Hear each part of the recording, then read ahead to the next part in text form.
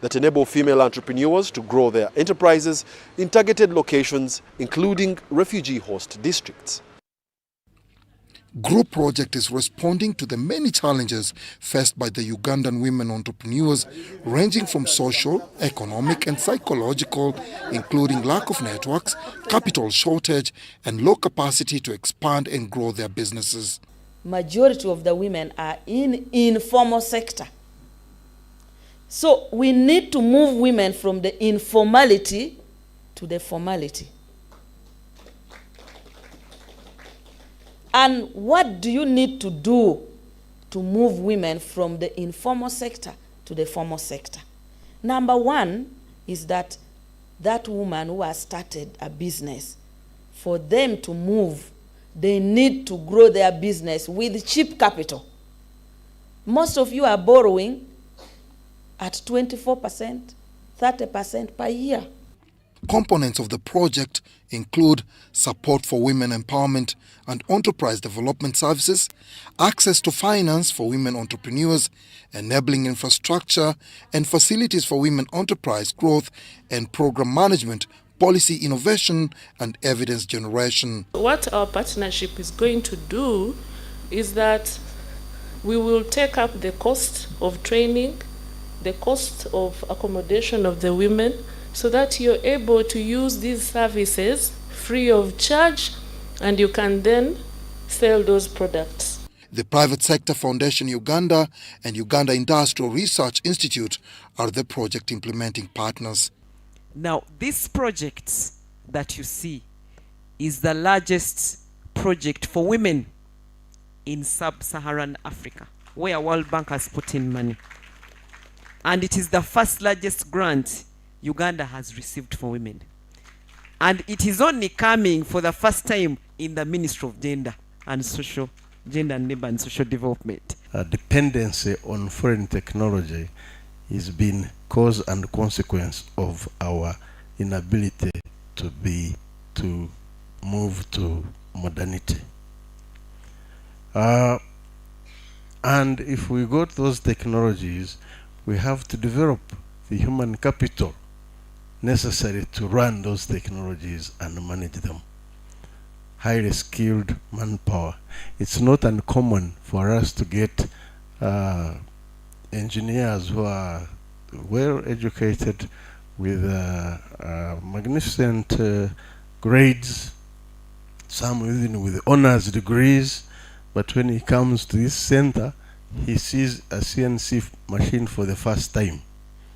We say, how can you be relevant to industry if you don't know what technologies are? The 4-year, $217 million project that will be rolled out across the country targets over 30,000 women-owned enterprises and at least 180,000 entrepreneurs. The $217 million project, abbreviated as GROW, is a holistic program that is geared at empowering the Ugandan women in business.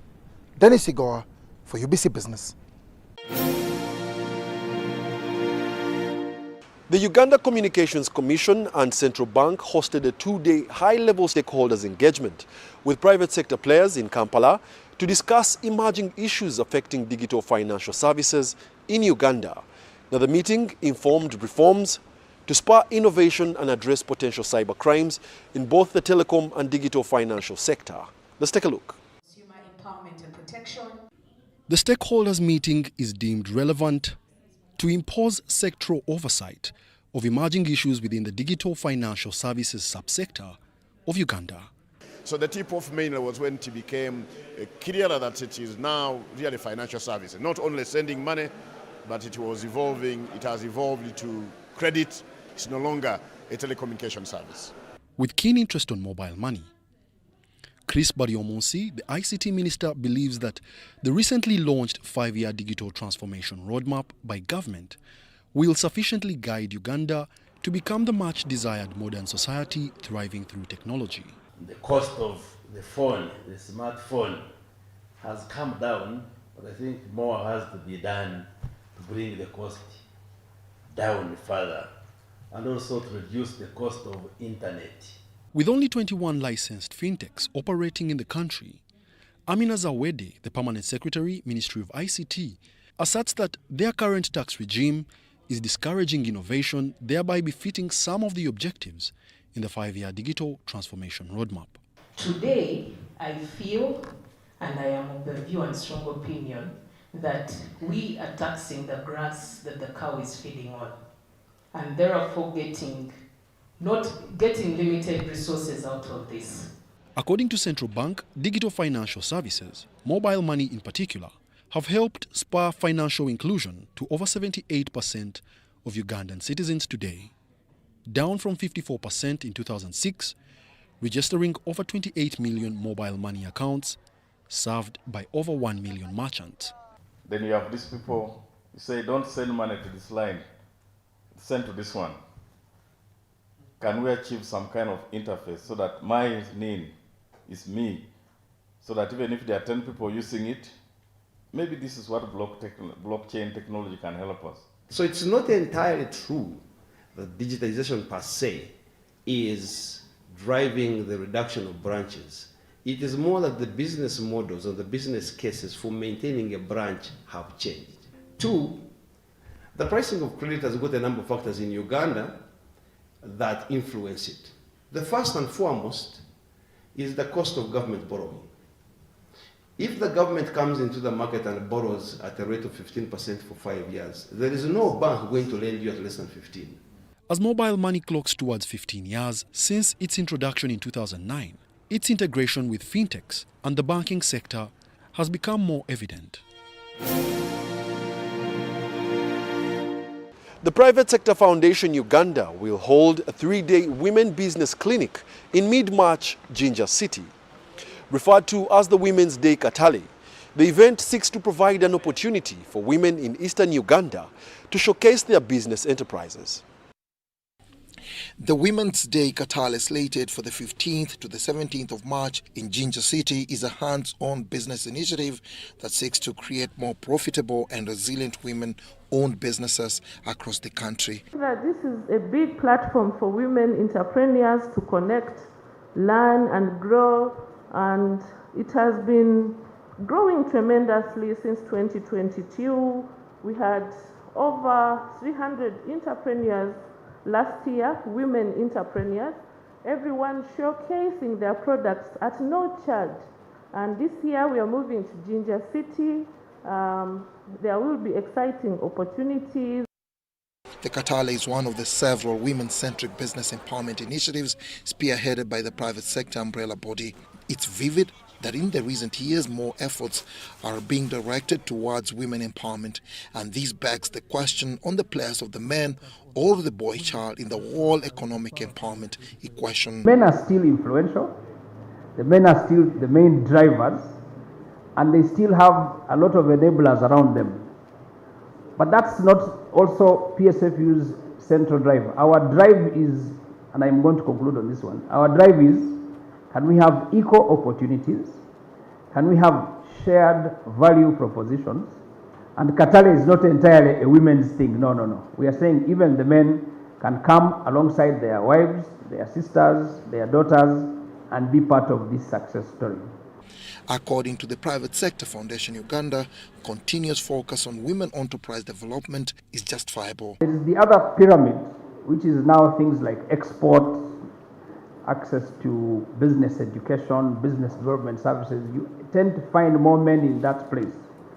So quickly to answer your question is, how do we scale them to be able to enter competitively, assertively, but also research has shown that when women are equipped, trained and capacitated, they actually do better.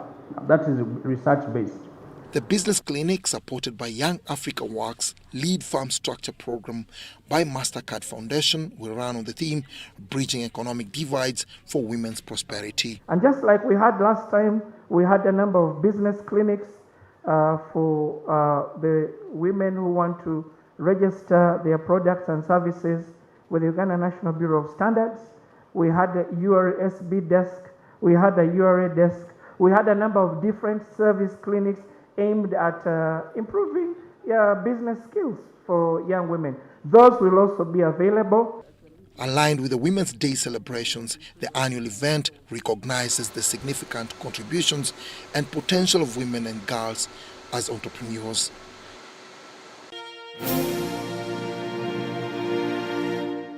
The Fisheries Protection Unit of the Uganda People's Defence Forces has embarked on sensitizing the fishing community on the proper fishing practices in the Eastern Cluster. During the exercise at Chiindi landing site on Lake Victoria, 8 boats containing silverfish and premature fish were intercepted and 22 fishermen arrested, though the culprits were cautioned and set free. The fishing community's sensitization is centered on proper fishing practices to preserve aquatic life for reasonable business motive. Today we have sensitized our fishermen here, and we are telling them the dangers of catching immature tilapia. Nowadays you can see all over on the lakes, rivers, fishermen are crying that there is no tilapia and Nile perch in water. But we are telling them this method they're using, it cannot allow tilapia to mature. So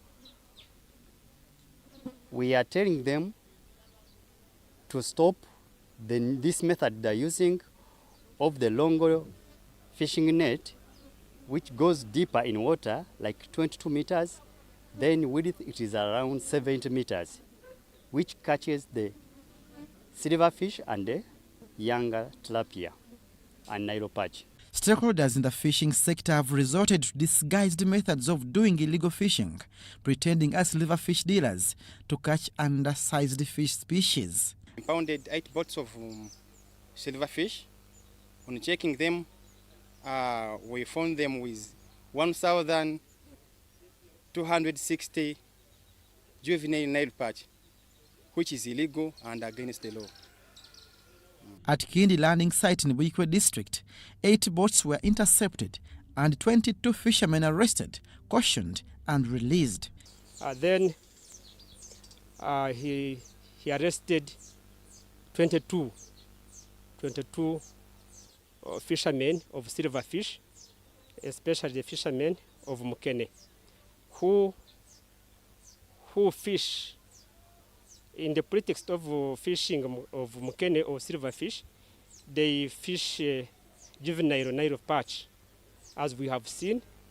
These are encouraged to adapt to acceptable fishing gears to avoid running battles with enforcement teams. Instead, when they are fishing silverfish, they go back to the old method of chota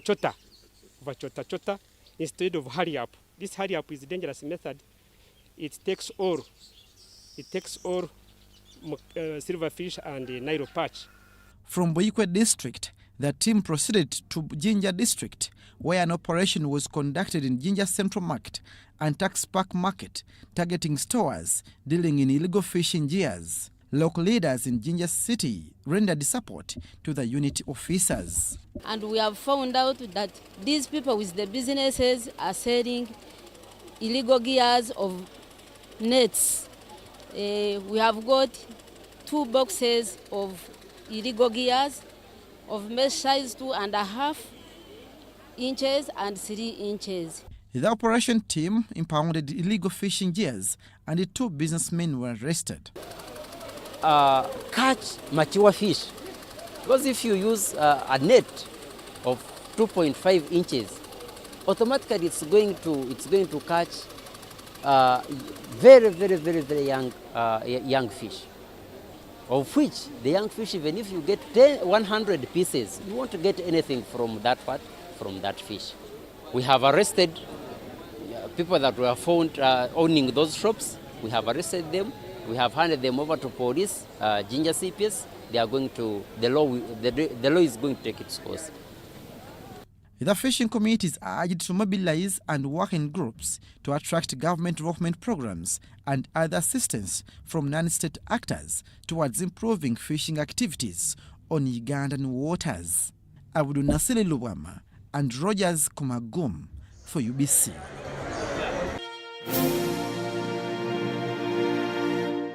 In 1986, President Yoweri Kaguta Museveni issued policy directives to ensure capacity building, data acquisition, promotion and monitoring of compliance in the then fragmented oil and gas sector. In this second of a part series, we examine policy frameworks that have shaped operations within Uganda's oil and gas sector.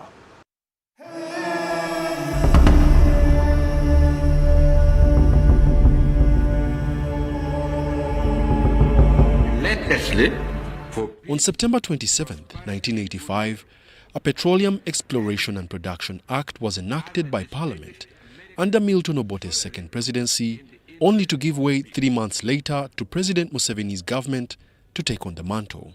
Shell BP people came a few days after we were in the government to meet me in Entebbe, and they said there is oil in the Calbert. So we were about to sign an agreement with the government of the other government which had collapsed. Now we are here to sign with you. Subsequently, due to a lack of sufficient knowledge about the sector, the President made a policy directive to ensure that oil and gas be studied and laws enacted. Dr. Kabagambe Kalisa, Ruben Kashambuzi and Ernest Rubondo were among the commissioned to this task between 1986 and 1995. You directed that we should do 3 things. One is to train people in oil and gas disciplines. 2, you said that we should carry out petroleum exploration promotion by carrying out work and inviting companies to participate in exploration. 3, you directed that we should monitor the work of oil companies. Actually, those were the 3 policy directives that you gave on the 10th of February 1986, on Monday. However, in 1991, arising from that report, Uganda saw the signing of the first production sharing agreement with Petrofina Exploration Uganda, a Belgian petroleum conglomerate. After the discovery of commercial oil in 2006, Cabinet approved the National Oil and Gas Policy for Uganda in 2008, which we are currently applying, though being reviewed. It includes elements of resource management, revenue management, local content, environmental protection, health and safety, infrastructure development, among others. Uganda is privileged because by the time the oil and gas sector came, a lot of these processes were established and environmental law was in place. Therefore, the environmental aspects of the oil and gas sector or oil and gas work is very well documented, is very well detailed. Aspects of noise, aspects of waste are very well detailed in there. So when the companies come here and sign agreements, they sign on following those legislation. Under Article 61 of the Petroleum Exploration and Production Act 3 of 2013, the duration of petroleum exploration license shall remain in force for the period stipulated in the license, but not exceeding 2 years after the date of the grant of the license, and for a subsequent period not exceeding 2 years where the license is renewed under Section 64, except that the license shall not be renewed more than twice, and for any period to the term of the license under Section 188, Article 3. And if they are ready to go through the rigorous rules and regulations that we as the Petroleum Authority of Uganda ensure that they do, and they are ready to go through that, then they must surely find that it's very, very profitable. On 23rd February 2015, the Public Finance Management Act amendment was assented to by the President, His Excellency Yoweri Kaguta Museveni, to cater for oil and gas revenue and transactions under a separate petroleum fund away from the National Consolidated Fund to prevent an economic catastrophe known as the Dutch disease. From across our borders, the Kenya shilling gained ground against the dollar in the recent weeks thanks to the dollar inflows from the government's sale of an infrastructure bond and subdued importer demand. In another development, Britain's economy fell into recession late 2023 as economy takes center stage in run-up to the general elections. In 2023, the Kenya shilling lost 25% of its value against the US dollar, falling from an average of 120 shillings to 160 shillings owing to tight monetary policy, inflationary pressure, and high public debt. The government has been deploying measures to strengthen the shilling. During its meeting last week, the Monetary Policy Committee raised central bank rate from 12.5% to 13%. The proposed action was to ensure that inflationary expectations remain anchored as well as addressing residual pressures on the exchange rate. CBK Governor Kamau Thuge noted that the shilling would begin gaining ground soon owing to dollar inflows from multilateral partners and the repayment of the Eurobond. Kenya's shilling gained ground against the dollar on Tuesday thanks to the dollar inflows attributed to the government sale of an infrastructure bond and subdued importer demand. Commercial banks quoted the shilling at 157 per dollar. The shilling gained 7 shillings over the last week after the central bank governor said that the shilling had overshot its equilibrium rate and there could be scope to support it. Bids for the 70 billion shillings infrastructure bond closed on Wednesday. Importers are said to be the biggest beneficiaries given that they purchase goods in dollars. Britain's economy fell into a recession in the second half of last year. Official data released Thursday showed gross domestic product contracted by a worse than expected 0.3% in the 3 months to December. That follows another decline over the period between July and September of 0.1%.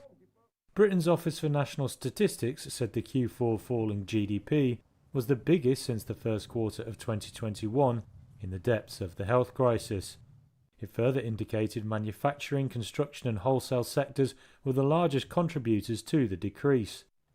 The country's economy has stagnated for nearly 2 years, though the Bank of England expects it to pick up slightly in 2024. Thursday's data was not good news for Prime Minister Rishi Sunak, who has promised to boost growth ahead of an election expected this year. Finance Minister Jeremy Hunt said there were signs the British economy is turning a corner. He also argued authorities must stick to the plan of cutting taxes on work and business to build a stronger economy. Media reports said Hunt aims to cut billions of pounds from public spending plans. He wants this to fund pre-election tax cuts in his March 6th budget.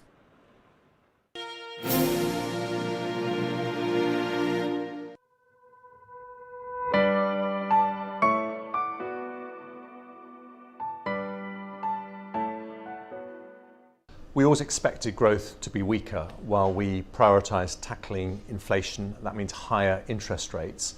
And that's the right thing to do because you can't have long-term healthy growth with high inflation, but also for families.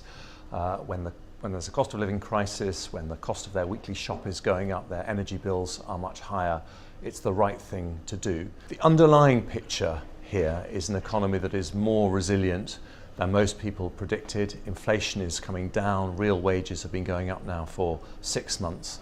And if we stick to our guns, independent forecasters say that by the early summer we could start to see interest rates falling, and that will be a very important relief for families with mortgages.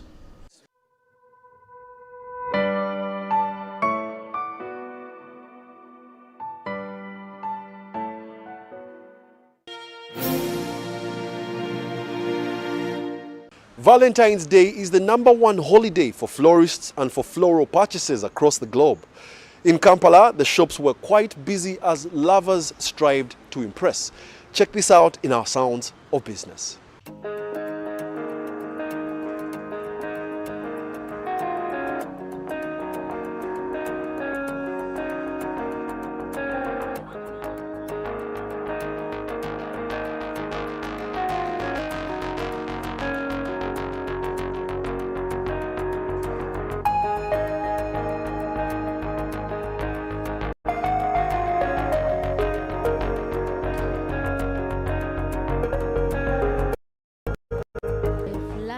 Symbolize a very big thing by that. Most natural flowers, they mean a very big thing to a person. Even if you don't give me money, but when you give me a flower, I feel it.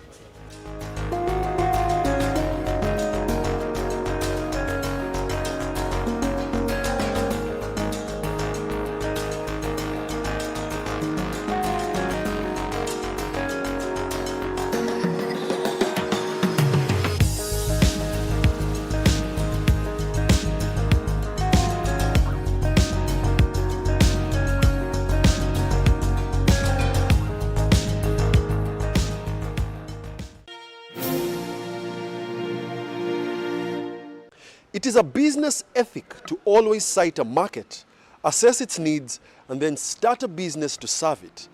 Oftentimes, you will fail to realize success if you start before making comprehensive research of who you are meant to serve.